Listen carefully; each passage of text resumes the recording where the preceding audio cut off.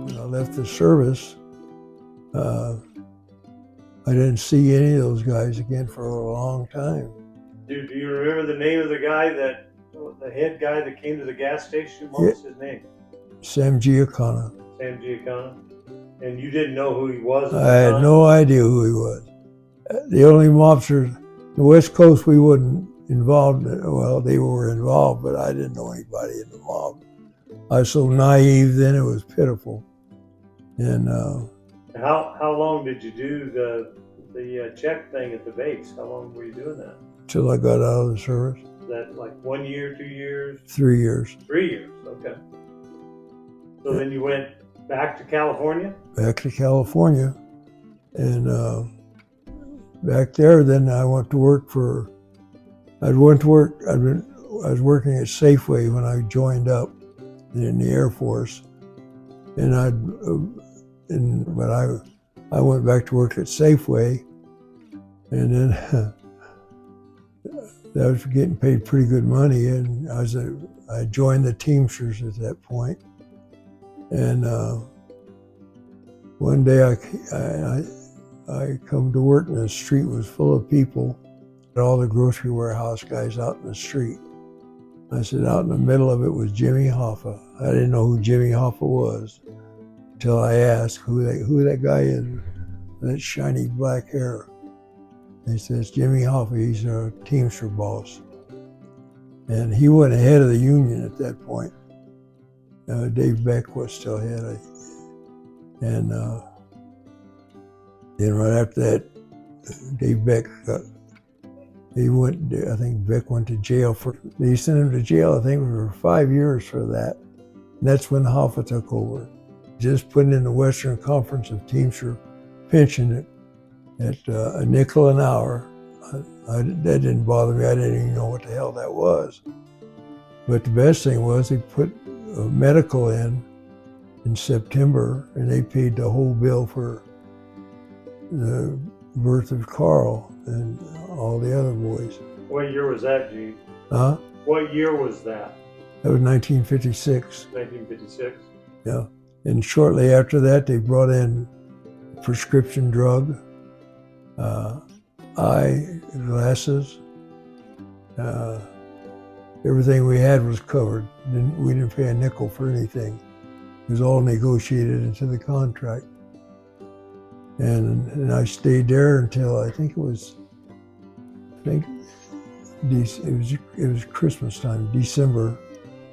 And I'd always wanted to be a cop. It was so interesting as I was interviewing Gene, the differences of the types of careers that he had been involved in and wanted to be involved in. He went from the armed forces, the Air Force, got involved with the organized crime, then came home and went to work with the Teamsters. But it was interesting that he always wanted to be a cop. Now that didn't last long, but this is an interesting story of the year that he spent as a police officer. I went down, took all the tests at LAPD, the physicals, the running and physical agility tests, and it was a Lieutenant Ritchie. I never will forget him because we really got along good. He says, "We got a problem." I said, "What?" He said, "We can't hire you right now." I said, "Why?" He says, "You got a record as a kid." I said, "Why didn't you find out before all this time, He said, I have no idea why nobody found this out.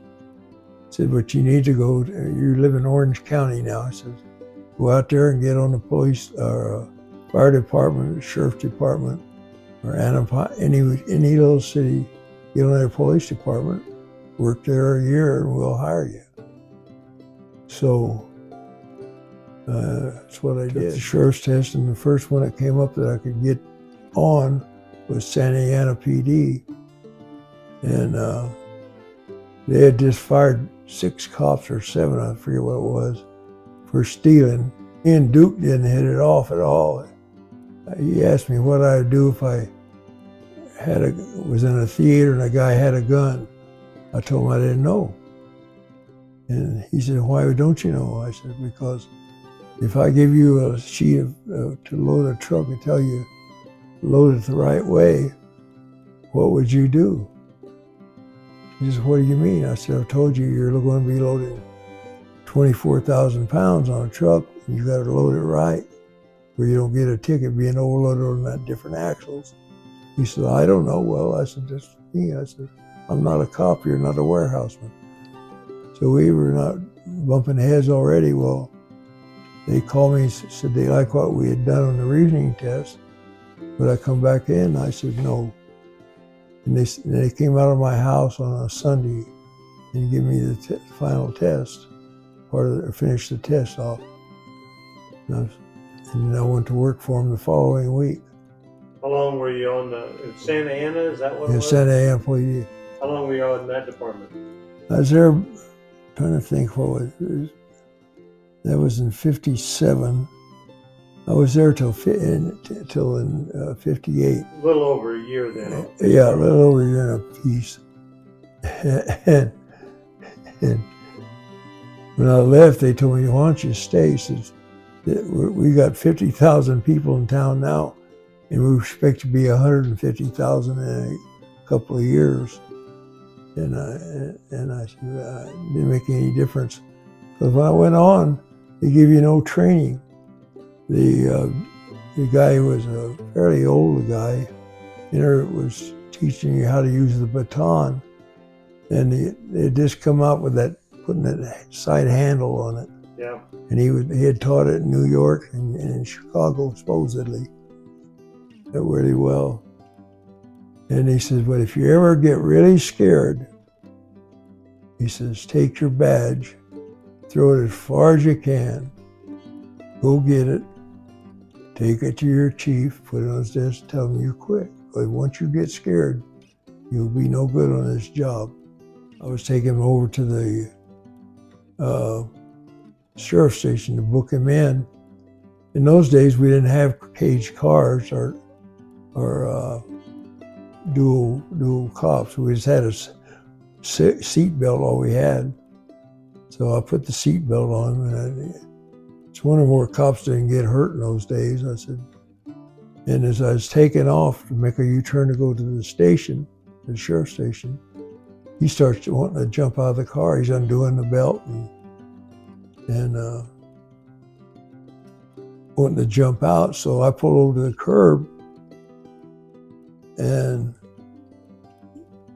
I called the station. I said, I need help here. I got a guy that won't get out of the car, where I can cuff him. And I should have done that before I went in. It was my mistake. And so they sent me a guy named Helson that drove the paddy wagon that day. And Helson was an ex-paratrooper, just loved to fight. And he worked out constantly. And he was there just before I got off the phone, almost, off the car phone. And the guy's sitting outside the passenger side with his feet on the ground. Helson comes over and says, what's the matter here? I said, I can't get him out. He said, well, I'll get him out. And Helson reached over and grabbed him and pulled him up, was pulling him up. And when he come up, the guy had Helson's 357 and says, now what are you going to do, cop? And Helson jumped on top of him. And I could see the 5 flashes, and I was going around the car. And I was beating the guy on the head, and he shot that gun off, I think 4 times, knocked my muffler off my car. And I said, my door, and we looked at it, metal was off about 2 inches where the shot went through my driver's side door and went into a restaurant across the street. But lucky it didn't hit nobody. By that time, here come 2 detectives, and the guy sitting on the edge of the seat, but he jumps up and grabs the top of the door, and just stood there, hand tight. Here come the field sergeant, had been around a while, not a very big man, but he said, I can get him off that damn door. But here we had 2 more cops that came up. In between us, there was probably maybe 12 kids. But I wasn't thinking of that at that time. It was just not too shortly after it. And the field sergeants grabbed this guy's little finger, pulled it back, and it snapped. Broke, and the guy's still hanging onto the door. And he said, well, I said, we got to get him off that door so we get him down to the jail. And everybody just standing there looking at everybody, and I just hauled off and hit him. I had a straight shot to the side of him. And boom, down he went.